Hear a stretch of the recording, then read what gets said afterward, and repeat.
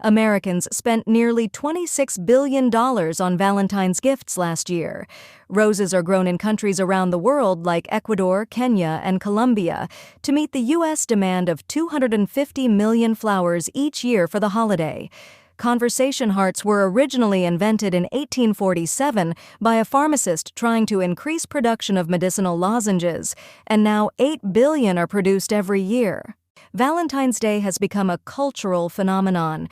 Some folks think it's like Cupid went rogue and unleashed an arrow storm, turning everyone into lovesick puppies overnight.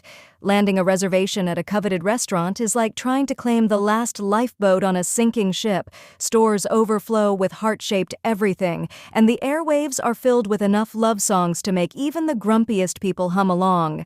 But hold on to your heart-shaped balloons. There's more to V-Day than just couples canoodling. Let's jump back in time and see how this all started, because it wasn't always about candy, flowers, greeting cards, and flashy gifts.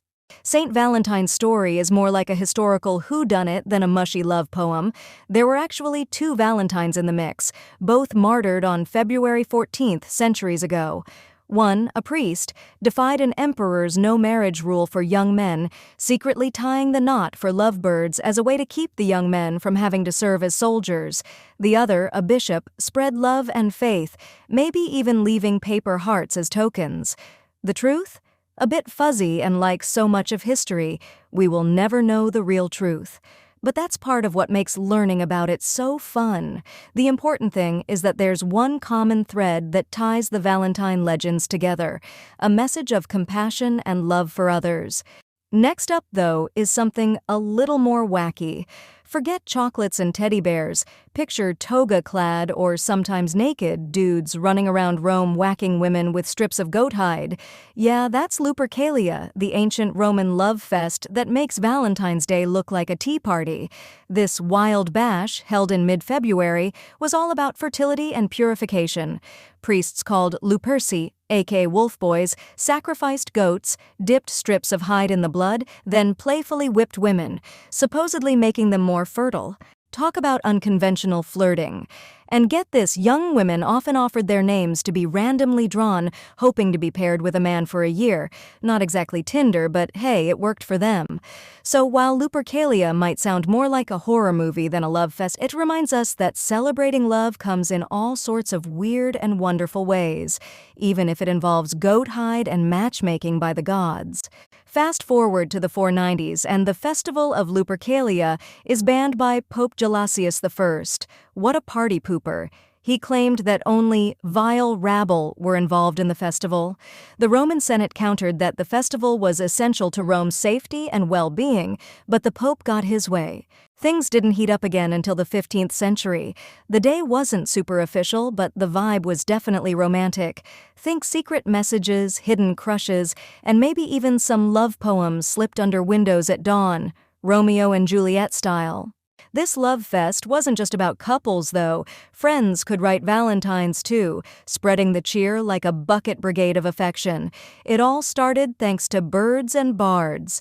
People believed February marked the start of bird mating season, and poets like Chaucer linked this feathered flirting to human hearts finding their match. Still not exactly like the modern holiday that we all know, but it's a heck of a lot closer than Lupercalia. Now on to celebrating love in the 18th century. No swiping right, no emoji hearts, just quill pens and parchment. Feeling tongue-tied over wooing your sweetheart? Fear not. In 1797, a knight in shining armor, a publisher, arrived with the young man's Valentine writer, a veritable love potion in printed form. Think of it as the OG pickup line generator. Filled with dozens of sappy sonnets and flowery phrases, this book was a lifesaver for love-struck lads with writer's block. From comparing your beloved to a blooming rose to declaring your heart forever thine, you could find the perfect sentiment, even if you didn't quite write it yourself. But hold on, it wasn't just cheesy poems. This book was like a choose-your-own-adventure love story. It offered different verses depending on your situation. Shy glances across the room? There's a poem for that. Boldly professing your love? Pick another. Even if your relationship was complicated, there were options for that.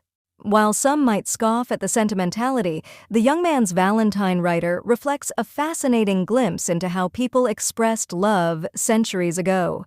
It reminds us that the desire to connect and share our feelings transcends time and technology, even if the methods evolve. It's the late 1840s. Enter Esther Howland, history's Cupid with a printing press. She received a lace-border Valentine card from a business associate of her father's. At the time, they were only produced in Europe and unaffordable for the average American. It gave Esther an idea, and she set out to create cards of her own. She revolutionized things with mass-produced Valentines, all the lace, ribbons, and heart-shaped cuteness. Suddenly, expressing your affection wasn't just for nobles with quill pens, it was for everyone. Think of it as the emoji of the 19th century, but way fancier. Fast forward to the 20th century, and Valentine's Day went Hollywood. Roses by the dozen, enough chocolates to rival Willy Wonka's factory, and restaurants more romantic than a candlelit gondola ride in Venice. Businesses saw the love in the air and capitalized on it, turning February 14th into a commercial love fest. Some scoffed, calling it cheesy, but others cherished the chance to shower their loved ones with affection, like a giant heart-shaped confetti explosion of "I love yous." Today, Valentine's Day is like a choose-your-own-adventure love story. You can go classic with cards and heartfelt messages, or go full-on Gatsby with a fancy dinner and dazzling gifts. But it's not just about romantic love anymore. Friends celebrate their platonic bonds, families show their appreciation, and even pets get their fair share of Valentine's cuddles. Because who said puppies don't deserve love? So, whether you're a hopeless romantic writing sonnets, a prankster leaving anonymous love notes, or just someone who enjoys a good excuse to eat chocolate, remember, Valentine's Day is about celebrating the love that makes your life special. Embrace the tradition, invent your own, or simply enjoy the day knowing that the desire to connect and share love is timeless, no matter how we express it. Happy Valentine's Day in all its quirky, love-filled glory.